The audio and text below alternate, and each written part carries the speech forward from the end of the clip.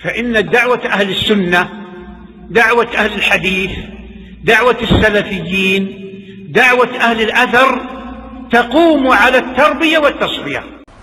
ایک حنفی عالم ہے مولانا طاہر گیاوی، نظام آباد میں انہوں نے اہل حدیثوں کے خلاف بڑی زہر افشانی کی. ہم علماء کی قدر کرتے ہیں، لیکن اب حدیثوں کے اندر کوئی توڑ مروڑ کرنے لگے تو بڑا دکھ ہوتا ہے. دیکھیے انہوں نے کیا بات کہی، یہ اپنے آپ کو اہل حدیث کہتے ہیں، حدیث پر عمل کیسے ہوگا؟ حدیث پر عمل کرنے کے لیے رسول اللہ صلی اللہ علیہ وسلم نے کہا ہی نہیں ہے، بلکہ سنت پر عمل کرنے کے لیے کہا ہے. یہ دیکھیں، ہنسیے نہیں، بہت گہری بات ہے. آپ نے سمجھا ہی نہیں، ایسے ہنس دیا آپ لوگ. میں سمجھاتا ہوں بنیاد کیا ہے، سمجھے نہیں آپ؟ دلیل کیا ہے اس کی؟ دلیل میں انہوں نے پیش کیا وہی مستدرک حاکم کی روایت، پھر سے پڑھ لیتا ہوں وعن، اس لیے کہ اس سے ایک نقطہ حل ہو جاتا ہے. وعن ابی ہریرہ رضی اللہ تعالی عنہ قال قال رسول اللہ صلی اللہ علیہ وسلم انی قد ترکت فیکم شیئین لن تضلوا بعدہما کتاب اللہ وسنتی ولن یتفرقا حتی یردا علی الحوض، رواہ الحاکم فی المستدرک.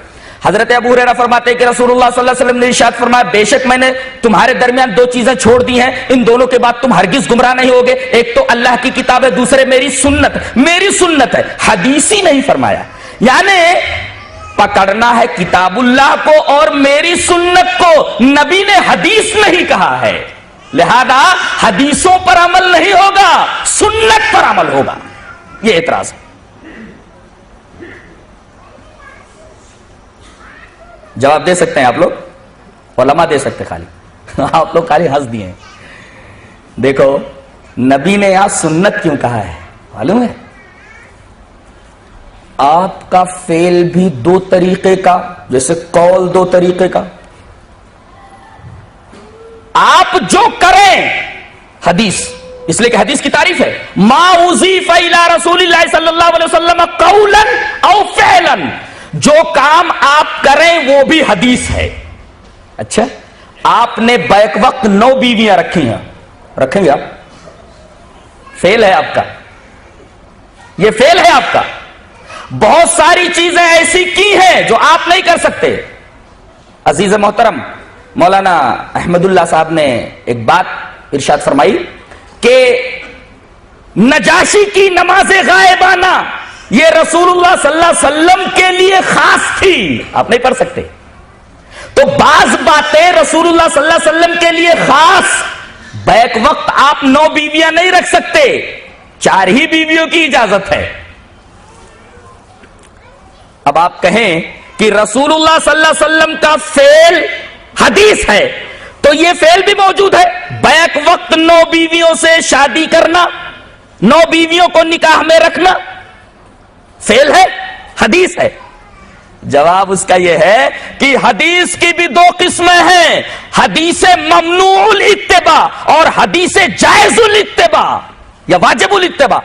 تو حدیث کی وہ قسم جو ممنوع الاتباع ہے، جس کی اتباع نہیں کی جا سکتی، اور سنت کہتے ہیں ان حدیثوں کو جن کی اتباع جائز اور جن کی اتباع واجب ہے. اسی وجہ سے رسول اللہ صلی اللہ علیہ وسلم نے سنت کا لفظ استعمال فرمایا ہے کہ میری ان حدیثوں کے اوپر تمہیں عمل کرنا ہے جو واجب الاتباع ہے، ممنوع الاتباع حدیث کے اوپر تمہاری